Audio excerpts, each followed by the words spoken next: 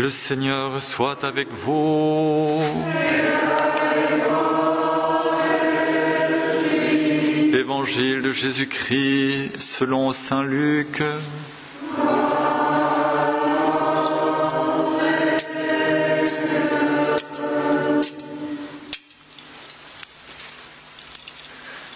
Les apôtres dirent au Seigneur, « Augmente en nous la foi. » Le Seigneur répondit, « La foi, si vous en aviez gros, comme une graine de moutarde, vous diriez au grand arbre que voici, déracine-toi et va te planter dans la mer, il vous obéirait.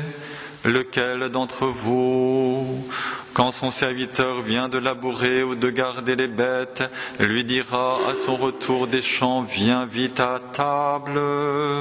Ne lui dira-t-il pas plutôt, prépare-moi à dîner, mets-toi en tenue pour me servir, le temps que je mange et que je boive. Ensuite, tu pourras manger et boire à ton tour. Sera-t-il reconnaissant vers ce serviteur d'avoir exécuté ses ordres? De même, vous aussi, quand vous aurez fait tout ce que Dieu vous a commandé, dites-vous, nous sommes des serviteurs quelconques, nous n'avons fait que notre devoir. Acclamons la parole de Dieu.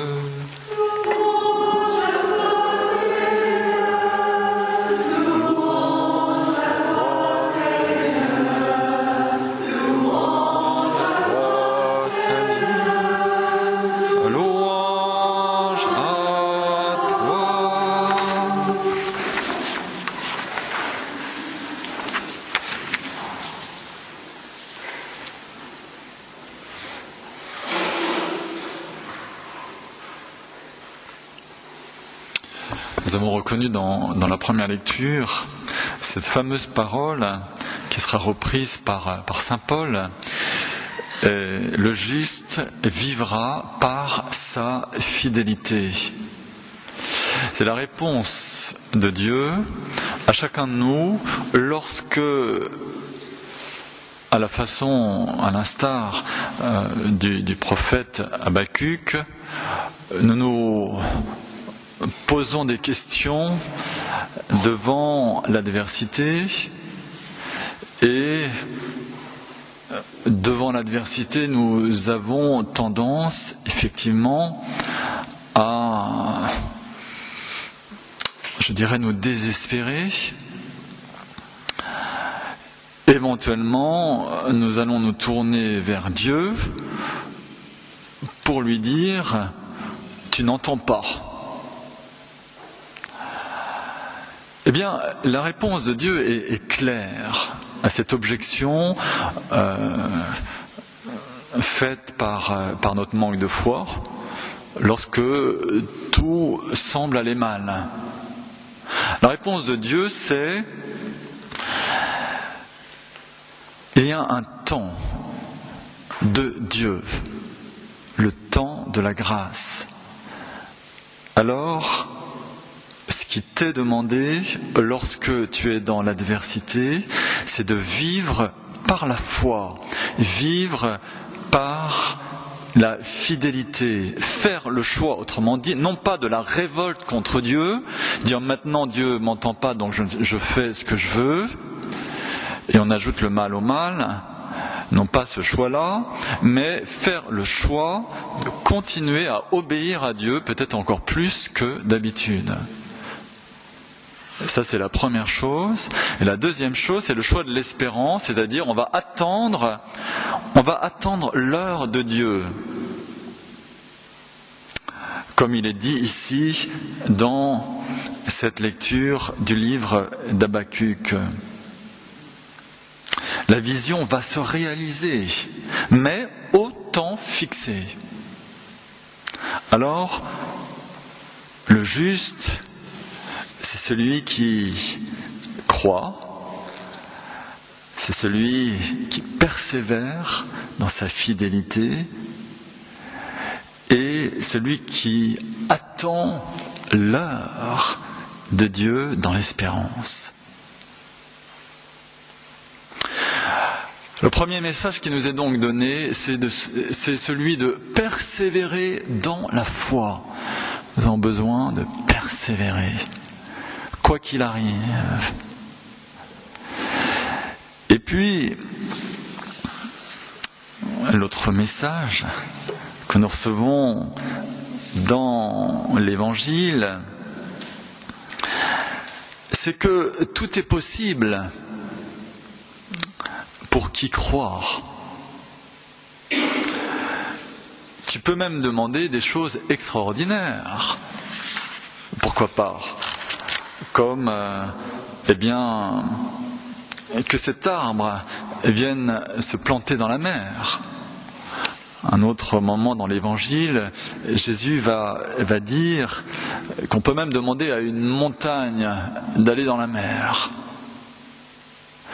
Alors, si on veut recevoir cette parole de Jésus d'une façon sérieuse, on va dire que pour nous, il s'agit de passer d'une petite foi, la petite foi, peut-être qui est sans doute indispensable pour notre salut, à la foi tout court, la foi des disciples, la foi des apôtres, la foi qui nous permet finalement de participer à la puissance de Dieu. Si nous avons la foi, même gros comme une toute petite graine, eh bien, la parole que nous allons avoir au nom de Jésus va être comme la parole de Jésus. Ceux qui croient, a dit le Seigneur, eh bien, ils feront les mêmes œuvres que lui et même de plus grandes. On pense à l'exemple d'Élisée qui a vu son maître partir dans un char de feu.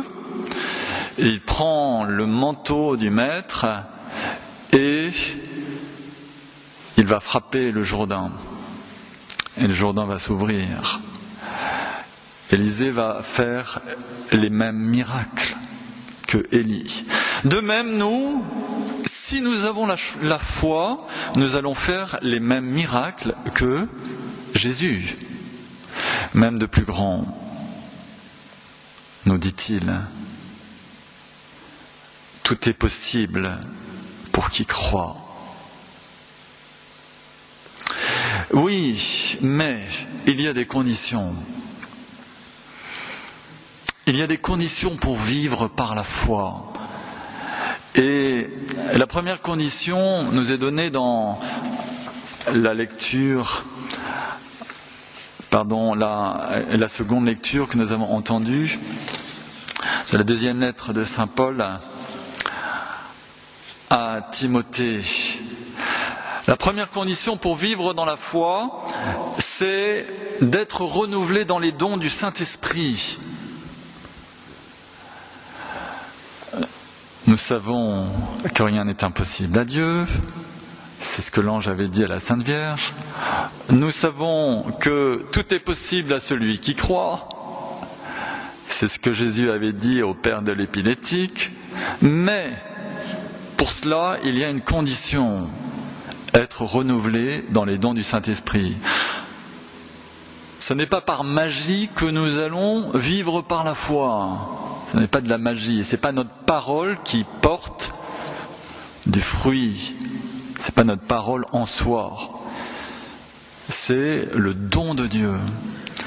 C'est notre parole qui est en union totale avec la parole de Dieu. Voilà. Première condition, être renouvelé dans les dons du Saint-Esprit. Il est dit ici, le don de force, d'amour et de raison, l'intelligence du Saint-Esprit. Que le Saint-Esprit nous donne d'ouvrir les yeux pour que nous voyions les événements comme lui les voit, pour que nous voyions les personnes et nous-mêmes comme lui, le Seigneur, les voit. Cet esprit de raison qui nous donne l'intelligence du cœur de Dieu.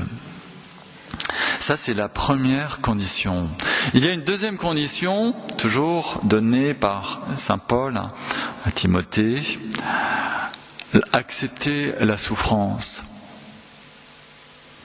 Alors on s'éloigne de cette toute-puissance orgueilleuse de ceux qui font de la magie, car il s'agit pour nous de prendre notre part de souffrance à la suite du Christ pour l'Évangile. Prendre notre part de souffrance. Nous avons besoin donc d'accepter le mystère de la croix dans nos vies. Autrement, nous jouons aux enfants gâtés qui rêvent de toute puissance. Le mystère de la croix fait partie de nos vies. Nous avons besoin d'y adhérer. Et là, notre intelligence va être éprouvée. Les orgueilleux vont être chassés de leur trône, comme dit le Magnificat, au contact du mystère de la croix. Troisième condition, garder l'Évangile dans sa pureté. Il n'est pas question de changer l'Évangile dans une interprétation personnelle. Et enfin, quatrième condition, se considérer comme des esclaves.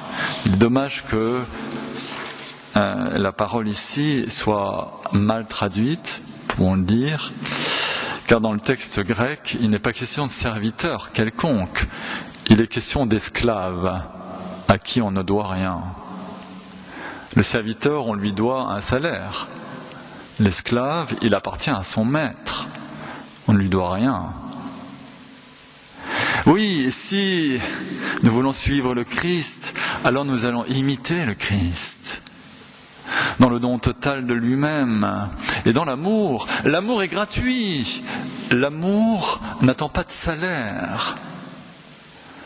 Puisque le cantique des cantiques nous dit que celui qui veut payer l'amour ne récolte que du mépris. L'amour ne s'achète pas. L'amour ne doit pas attendre de récompense. Sinon, ça n'est pas de l'amour, c'est un marchandage. Et l'amour de Jésus est infiniment gratuit. Il s'est donné à nous complètement. La preuve, la croix. Sur la croix, il se livre lui-même. Il se livre lui-même et il accepte de mourir comme un esclave. Car, comme vous le savez, du temps de Jésus, ce supplice est réservé aux esclaves. Alors, cette quatrième condition va consister à finalement à suivre le Seigneur en recevant son commandement d'amour. Aimez-vous les uns les autres comme je vous ai aimé, c'est-à-dire totalement et complètement gratuitement. Alors nous bénissons le Seigneur pour cette invitation à vivre par la foi, pour cette invitation à basculer dans cette vie de foi qui nous libère des fluctuations de notre psychologie qui sont comme des montagnes russes, pour nous établir en Dieu, dans l'amour.